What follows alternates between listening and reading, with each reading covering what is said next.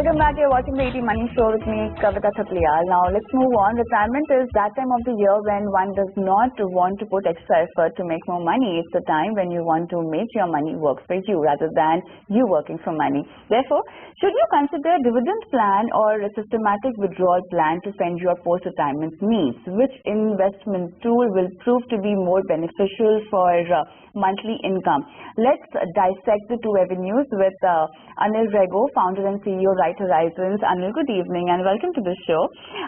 Let's talk about these two very important post-retirement instruments, if you're talking about dividend plans or systematic withdrawal plans. So, first up, let's understand what are dividend plans.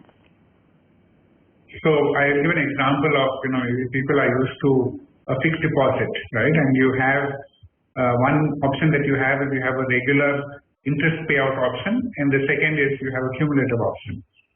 So, if you choose a regular payout option, right, that is the closest to what you get on the dividend side. Okay, so the mutual fund basically declares a certain dividend on a periodic basis. Now, some of them may be annual, some of them may be monthly as well. Okay, so you need to go back and check. Some schemes are available which are, say, monthly dividend schemes, and accordingly, you can choose one of those options. So basically, you get your returns through dividends, and it's possible that there could be still a little bit additional return which is there. This can also come under capital appreciation at the end of this period. But dividend is basically meant to be that you get the payouts of your returns from a mutual funds through that. What would be the portfolio allocation or portfolio strategy of these kind of funds that we're talking about? Now, you have a whole lot of options which you have. Okay, so in fact, most of the schemes of different types will all give you, dividend options. Okay, so you can have an equity fund as well giving you a dividend option, but those equity funds may be mainly, giving you out, say, annual dividends out there. But you could have some of these schemes which are, the debt side, which can afford to give you a more periodic monthly. You may have dynamic asset allocation funds where you may actually use monthly as well. So all types of schemes mostly also have one option which is a dividend option or a growth option. The growth is which is cumulative, but the dividend is where you get it periodic. What about the tax implication?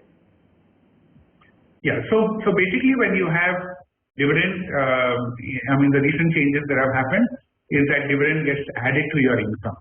Okay, now, so that brings us to an important point, that when should you use the dividend option, right? So, if you are in a higher tax bracket, if it's coming out as dividend, it's not going to be beneficial to you because it will be added to income, right? So, it may actually make sense for you to use a growth option, and there are other modes, as I think that's on your agenda as well, like systematic withdrawal, etc., which are alternatives to dividends. So in simple terms, dividend gets added to income and is pretty tax efficient and not to be used if you are in a higher tax bracket. And systematic withdrawal plan, we're talking about these instruments for your monthly income post-retirement. How can you log into a systematic withdrawal plan and get that strategy away for your retirement corpus? Yeah, systematic withdrawal plan is a very interesting option, especially for people in the higher tax brackets. Okay, and for two reasons. One is it becomes capital gains instead of, income. And when you have capital gains are tax efficient. So, for example, an equity fund above a year will be 10% tax, and even below a year will be 15%. So it is much more tax efficient than sort of a normal income. So you can use a systematic withdrawal plan effectively. One, because it's converting your income into capital gains, which is tax efficient. The second benefit is that it is delaying, the money paid out. So let me give you an example. When you are getting a dividend, if you have, say, 100 rupees, let me just take a easy round figure. and you're getting say an 8% dividend, the whole dividend is taxable, right? But if on the other hand, if I'm using a systematic withdrawal, that 100 becomes 108 rupees in the same scheme, and with a growth option, and I withdraw that 8 rupees. Now that 8 rupees has a combination of both principal and the capital gains. So only 8% of that 8 rupees I'll end up paying tax on this year. So effectively what happens is delaying your tax payments to the later days, and it is making it even better than just having a lower tax rate. This is how you can actually understand and log into your investment strategies and make a post-retirement plan. But then, Anil, we also have a few viewers who send us their queries, and we would like you to answer them. First question is from Priya Singh, and she says that she's 30-year-old, monthly income is around 60,000. She has a house, she has an EMI going on for home loan, and that's around 30,000, and she needs to clear this till 2040. And she says that she can barely save anything, and her monthly expenses, so she has electricity bill, data plan, groceries, investments in FD, that's about 10,000. And she doesn't have any insurance plan, but she wants your help to manage her money. Yeah, so I'm assuming this 10,000 FD is per month. If that is the case, I think it may make sense to actually move that to say an equity mutual fund, which can sort of help you get better returns, and you can use a combination of say large caps, and then possibly even use dynamic asset allocation funds, etc. Okay, so that's my one suggestion, because in the current form, a significant part of your income say is going towards your home loan. Now, the good part of it is that you may also save taxes based on that, and you're probably unlikely to pay too much of taxes. After keeping aside a certain sum of money towards liquidity, now you can build up your FD to a certain sum so that you have at least 3 months of let's say EMI that you can sort of support, and then subsequently I would suggest then move it to options which can deliver you a higher rate of return, because if you use options that can deliver you a higher rate of return, then you can actually go and prepay your loan at a faster pace. After a few years, if your markets are good, etc., it may just make sense for you to do that. The second is, I think over a period of time, because it's very tight, either you have to look at saying, can I reduce my loan value, or if your income increases, then I increase my investment, because I think it's important to also have a larger amount going towards the investments than maybe what you can manage right now. The other last point I would like to make is, I think it's you can actually look at a term cover, because you said you don't have any insurance, so a term cover at least to cover your home loan, and if you have dependents, then you can also look to have a little higher, say you can even go up to 1 crore or something like that, and I think the premiums will not be too much for you on that will be an annual basis. It may make sense because you need to also manage this to yourself and your family. Right, so that's a recommendation for Priya Singh. We have a caller online, Srinivas from Bangalore. Srinivas, good evening. How are you?